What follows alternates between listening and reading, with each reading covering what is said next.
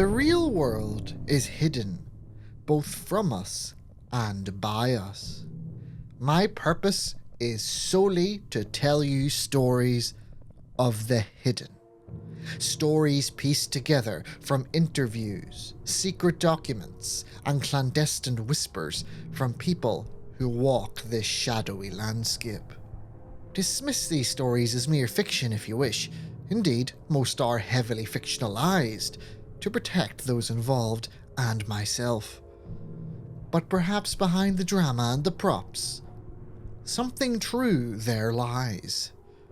After all, people will believe precisely what they want to believe. Have you ever looked in the mirror and been dissatisfied, even repulsed by what you're seeing? It's yourself. You know what you look like. But your face is flipped around, but otherwise identical. It's barely perceptible why or how, but it just feels off. The idea that reflective surfaces show a reality that is both familiar and unfamiliar has been with us for generations. In the world of the occult, they play a particularly important role where the shiny things are used to see hidden truths, tell the future, or peer into others' minds. Just as the magic mirror in Snow White was asked who was the fairest woman in the land, many catoptromancers, those who practice divination by looking in mirrors, continually pop up in popular myth. There are only white swans until you find a black one, and so special mirrors don't exist until you gaze into one. Number 24 or 25. Which house was it again? Father James Lloyd was a parapsychologist and Catholic priest. However, he was hardly your standard run-of-the-mill community cleric. He had several special duties. He led a much more hands-on lifestyle than the normal breaking of bread and drinking of wine. He was tasked with investigating a possible legitimate clairvoyant operating out of the rural village of Kelty in Scotland. The subject was one Ron McArthur, who had begun to attract the attention of superstitious locals in the 70s. This was nothing unusual. Fraudulent fortune-tellers and suspicious soothsayers were as common as the dirt. However, the success produced by Mr. McArthur was more than statistically significant. Field reports indicated a 92.8% success rate when it came to predicting a future event, or producing knowledge the subject didn't already know. This was enough to convince the Dicastery of the Doctrine of the Faith, a Vatican agency, to dispatch Father Lloyd. The Dicastery is one of the most infamous organizations you've never heard of. Descendant of the Inquisition, its job is to keep the rules and doctrines of the Catholic Church standardized and enforced. They promote the correct orthodox practice and deal with any heresy. One does not destroy heretics with words alone, and so they maintain a healthy number of agents to conduct that genre of God's work that they'd much rather keep out of the public eye. Lloyd's plan of attack was simple. Lloyd would pose as one of MacArthur's clients who wished to avail of his supernatural assistance. He was provided with enough cash to make sure that the subject wouldn't turn him away, regardless of how many suspicions he may have. Then Lloyd would assess the situation and determine whether it was anything to worry about. Additionally, he came armed with the two major tools of his trade: a concealed audio recording device and a crucifix. I'm heading in, he noted to the recorder, and proceeded to walk up to number 25, which was a 2-bedroom terraced house with a small yard with not much else in it save a few pots of wilted flowers. The place looked more like where cash-strapped students would rent than the abode of one who sees past the mundane. Lloyd tapped the mic twice, the agreed signal that he was about to assume his undercover persona. He rang the bell, and he waited for a count of 8 seconds. The door was then opened. Aye. A man grunted. Lloyd stared at him for a long moment. He was a veteran at investigating paranormal matters, and the usual expectation was an elaborately dressed showman with an ethereal way of speaking. However, this individual was dressed up in roughed-up blue jeans and a Glasgow Rangers football top. He had a bald patch and a halo of scraggly ginger hair circling his skull. He seemed more suited to being drunk in the gutter than meddling with the arcane. I'm here for a reading, Lloyd said, taking the man in a similar manner to how he would swallow down a too large chunk of steak. The man in the door jabbed a finger towards Lloyd. Course you are. My door's never clear of you people anymore. If I'm being a bother, you got money, so you're good. Come on and we'll have a peep. The house was unkempt, strewn with trash, and the walls were peppered with what was probably mould. Lloyd noted a potent odour of wet dogs and cigarettes, but he could not see any trace of either. McArthur offered Lloyd a beer, which he declined, and then brought them into a cramped sitting room. There were 2 faded sofas and a coffee table with pornographic magazines strewn over it. Sit yourself down, he grunted, and Lloyd awkwardly sat himself on the dishevelled couch. A whoosh of air being released from the cushions was audible on the recording. Lloyd fought to keep his face composed as he noticed he'd sat down in a chocolate bar wrapper coated in melted caramel. He subtly peeled it off his trousers. McArthur threw himself back onto the sofa and cracked open a beer. He took a deep draught, which seemed to take an eternity. Lloyd's insides squirmed, and so he distracted himself by staring at the many faded photographs of dogs plastered on the wall above the artificial fireplace. Eventually, Lloyd couldn't bear the silence anymore and asked, Is this where we will... Aye. McArthur cut him off. He crumpled the now empty beer can in his hand and tossed it behind him towards a bin in the corner. He missed. Snorting in irritation, he leant forward and began to rummage through the pile of X-rated magazines. Remembering his vow of celibacy, Lloyd offered a silent prayer of forgiveness for laying eyes on the exposed flesh, even though the female form failed to draw his eyes under normal circumstances. Here we go, McArthur said. He pulled out from among the pages a black circle of glass, polished to a high gloss. The Vatican later did tests which indicated that it was made from obsidian. It weighed 8.4 grams and displayed several properties not known to be held by the material. This included having an impact tolerance orders of magnitude greater than it should have. A scrying glass, Lloyd commented, trying to pretend the feeling of sinking disappointment in his stomach wasn't there.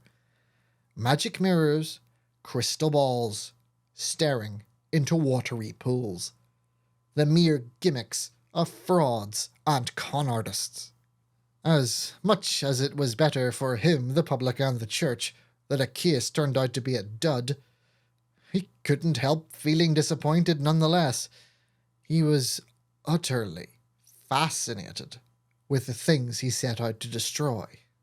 Just as he was becoming concerned that the intel he had been fed was in serious error, McArthur barked out, I know that smug look you got in your gob. My da cracked up when he looked in this thing. It's no joke. Father Lloyd nodded and began the standard questioning routine the Vatican's agents used to weed out the fakes from the real thing. The questions and answers ranged from, when is my birthday? To where was I born? Who was my first love? What am I thinking at this very moment? The Vatican's report tallied up a 97% accuracy rate. In red ink at the bottom of the cover page, an analyst wrote the ecclesiastical Latin word, meaning astounding. 28 minutes through the test, Lloyd tapped out the code on the hidden microphone, which meant that he was becoming increasingly concerned that the case was legitimate and serious. Such an uncouth man could not be trusted to wield such power. When the 34th minute had passed, he tapped the code indicating that he suspected the case had the potential to be dangerous to the public or threatening to the interests of the church. Such an accurate clairvoyant could expose the existence of the demonic world to the masses, thus endangering their souls. Or worse, it could be used to expose Vatican state secrets. Finally, by the 57th minute, he tapped out the code indicating that immediate action had to be taken. For the first time in his career, Lloyd activated the most extraordinary protocol. It was only to be used when an agent deemed it too risky to wait for a specialist retrieval team to be dispatched. Such teams required a signature from the Pope himself. That sort of bureaucracy could take weeks, and every second such an artifact stayed in the hands of McArthur was, to Lloyd, 1 second too long. Once all of the questions had been asked, Lloyd began discussing the fee for services rendered. There was a period of haggling, and an amount was agreed and handed over. The rapport between the two men had significantly improved since the cash transfer. If you would indulge my curiosity for one moment, Lloyd said. Where did you get the glass? McArthur waved the shiny circle carelessly around. From me da. Lloyd was more than skeptical. He made it? No, it was handed down to him from his da. And his da. You know the spiel you always get from your old man? Do you know who made it then? Well, me da would say it was thrown together by some feller way back in the day called John Dee. Probably my great-great-great-granda or something. The Elizabethan astrologer. What?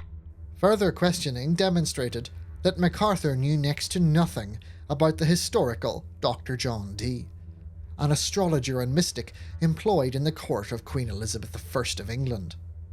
He was a staple in any standard history of the occult, and during his training as a parapsychologist, Lloyd was very familiar with the man. I do believe Dr. Dee's scrying glass is preserved in the British Museum. Lloyd put to him. No, can't be. I've got it. Lloyd pressed him further, stating that he had witnessed the artifact on a trip to the museum some years prior. McArthur shrugged it off and reaffirmed that he had it in his hand, and that was all the historical legitimacy that he required. At this point, Lloyd tapped out the signal, indicating that he was going to attempt to take custody of the artifact. He started by asking nicely, Would you mind if I held it?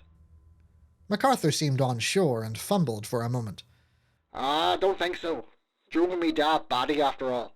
I'm not going to get it in the neck 'cause you ended up in the nut house. I understand your concern, but rest assured, I'm an expert in such matters. McArthur didn't seem convinced, but after a few minutes he shrugged, perhaps thinking there was little harm a posh Englishman could do to himself, and tossed the glass to Lloyd, who scrambled to catch it. By God, man, what are you doing? I might have dropped it. Trust me, mate. It's not gonna break. Lloyd held the glass up and examined it. The first unusual thing to strike him was the texture of the object. He almost did not feel it at all, as if it were so smooth as to be undetectable by his fingertips. And yet, he was never so cognizant of an object's presence, quite so profoundly. It was almost as if it were not there, and the most solidly there thing in the universe. He raised it until it caught the light coming in from the window. Visually, it was as unremarkable as it was remarkable to the touch. I don't see anything. It's 'cause you're not looking at it right. MacArthur instructed him that the best way to look is to do so without using one's eyes. He had Lloyd hold it still in front of him and let his eyes go out of focus. It's like seeing, more like seeing with your head. The next 13 minutes of the tape recording heard Lloyd struggling to use the glass, and MacArthur questioning the truth of his claim that he had prior experience with similar objects. In reality, Lloyd was attempting to seek an opportunity to safely escape with the glass in his custody. However, the imposing closeness of MacArthur made it too risky to attempt to run out the door.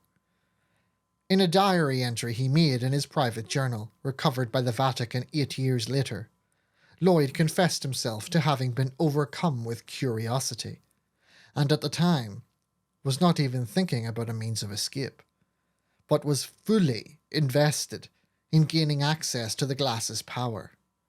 When discovered, this triggered a Vatican investigation into other cases handled by Lloyd, and even the sincerity of his Catholic faith.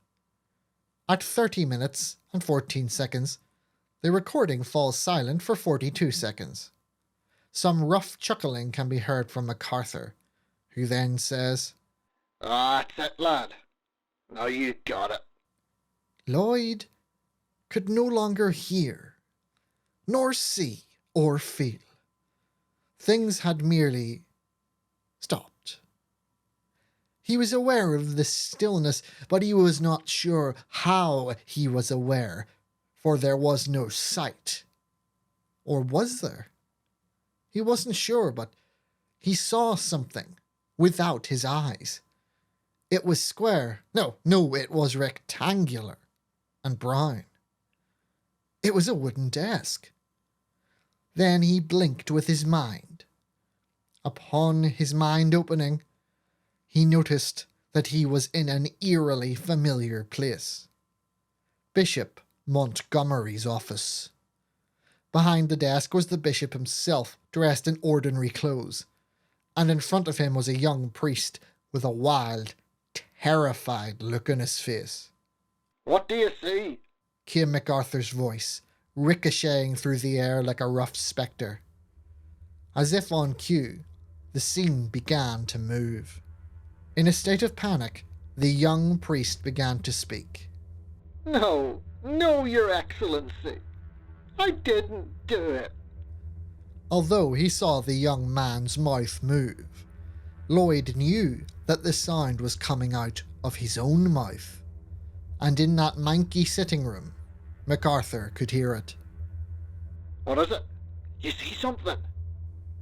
I swear by God I didn't do anything to that altar boy. The young priest bawled, tears running down his puffy red cheeks. Father Lloyd, you did nothing to the boy. Really? The bishop asked, and again Lloyd got the impression that the words were coming from his own mouth, but not in his own voice.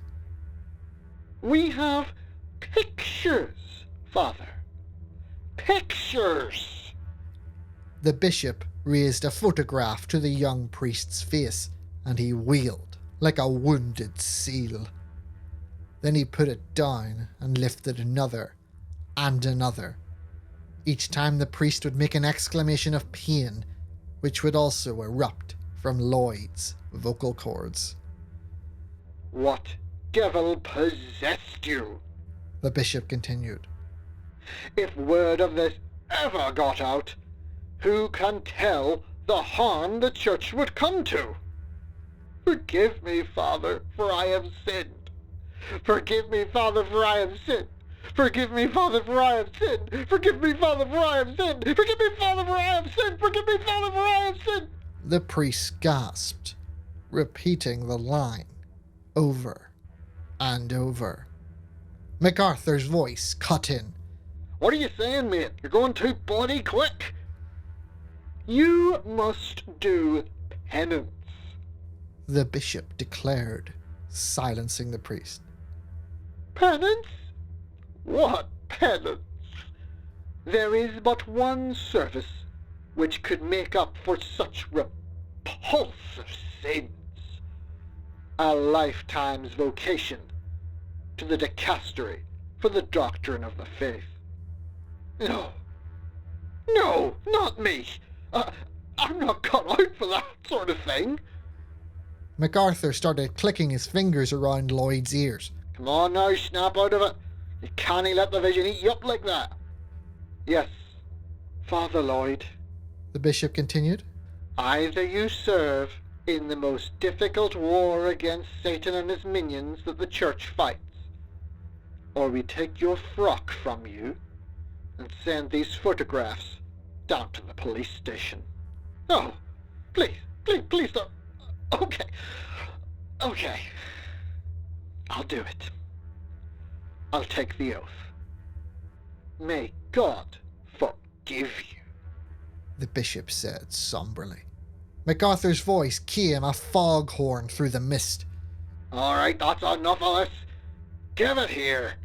McArthur grabbed the scrying glass and tried to rip it out of his hands. However, Lloyd had become overcome with fear at what he had just witnessed. He had tried so hard to bury the memories. He had to run away from it. He had to leave it behind him by any means necessary. Lloyd began to scream, yelling phrases like, I'm sorry, and God forgive me, while physically struggling with the much larger man. Somehow, Lloyd managed to slip out of McArthur's grip and ran into the house's kitchen. He was hotly pursued, but in his blind panic, he collided with a table and fell to the ground. The impact drove the wind from his stomach. A storm of bottles, cutlery and garbage rained down off the table, landing on top of him. I told you it'd send you nuts, Bellowed McArthur, who reached down and grabbed Lloyd by the neck of his jumper and tried to pull him to his feet. As he was lifted from the ground, Lloyd screeched in a high-pitched tone and grabbed one of the glass bottles which had rolled off the table. He swerved around and was now facing up at McArthur, his jumper twisted and stretched around. He fixed him with a maddened stare and smashed the glass bottle over his head. It shattered. Red liquid drenched both of them, and McArthur collapsed to the ground, his torso atop Lloyd's legs. The rush of the wine hitting his face snapped Lloyd out of the vision. He later wrote in his diary that he experienced feeling a sense of unnatural quiet while lying still in the puddle of red wine, the unconscious Scotsman sleeping on his lap. This otherworldly quietessence was then drowned by a resurgence of his training as an agent. He had the glass in his possession, and he needed to get it clear. He pushed the fear in his soul down into darkness. He had to leave. Absolutely everything else was secondary. He wiggled out from under McArthur, noting the pain in his side from where he collided with the table. Dripping, he dragged himself out of the room, grabbed his coat and put it on, hoping it would cover up the suspicious red liquid from the attention of any nosy neighbours. He reached his car and robotically unlocked the door. He shoved the scrying glass into the glove compartment and tried his best to seem casual. He started the engine and he drove away. There was but a last few words spoken into his recording device before he tapped out the signal that declared that his cover was no longer necessary. And then he turned the device off. Father Lloyd did not report back to the agreed location to meet his handler. The Vatican wouldn't know where he was for another 7 years. The final communication they had with him was 4 months after the mission. a Vatican office in Manchester received a package in the mail, claiming to be from Father Lloyd. The package contained the written report of the mission, which excluded the details of his vision. The audio recording of the encounter was there as well, along with his resignation letter, both from his career at the Dicastery and the very priesthood itself. What was conspicuously missing, however, was the scrying glass. The Vatican assumed it remained in Lloyd's possession. Scattered Vatican communications and internal memos suggested that they launched a multi-year manhunt for Lloyd. The Dicastery pursued any lead of him, which led to a long series of publicly embarrassing gaffes, including an explosion in the Grand Mosque of Damascus, which cost the lives of 14 civilians. It was publicly blamed on terrorists. Please see the article, God's Fire, posted on the blog for more information. Whenever they finally tracked their target down, it wasn't by sophisticated sleuthing. It was because of a police report from a small town in England 7 years later. They had discovered Lloyd, naked and quite dead. His corpse was lying in a field, clutching at his chest a black, circular mirror. The autopsy suggested that in his final moments, he was gripping the object so tightly that some of the tendons in his fingertips had snapped under the strain. The cause of death was labelled exposure to the elements. Upon discovering this, the Vatican was swift to act. They did not want to have to deal with a widely publicised inquest into the mysterious death of one of their priests, potentially bringing the church into disrepute. Even more so, they did not want the secular authorities to get their hands on an object of such profound religious significance. As a result, through bribery and false documents, a Vatican agent posed as a relative of Lloyd's and got the body discharged into his care, while the police conveniently looked in the other direction. There was just about enough evidence to roughly sketch the location of the scrying glass as it moved between various Catholic officials and organisations. The last trace of it was in the manifest of a truck making a delivery to Vatican City. There's simply nothing else after this. We are therefore forced to assume that the glass remains in the Vatican, stored away in some vault or other, where its existence can fade into the mist of rumours. Naturally, that's exactly where they want it to be. Long gone are the days where people are ready to accept the church openly battling against the forces of what it deems demonic. To protect its image, the occult fighters of the church war in silence and shadow.